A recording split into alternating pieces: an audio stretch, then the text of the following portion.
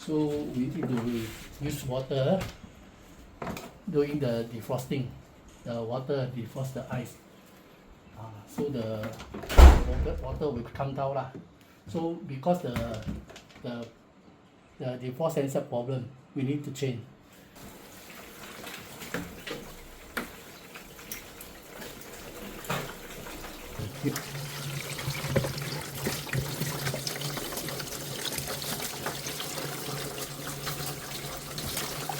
Even this cover also ice. All socket also ice. Here already shocked.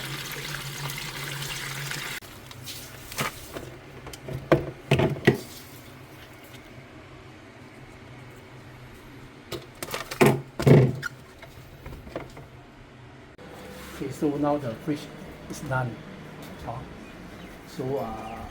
So the thing the all control must put to medium lah. I help you to put to medium.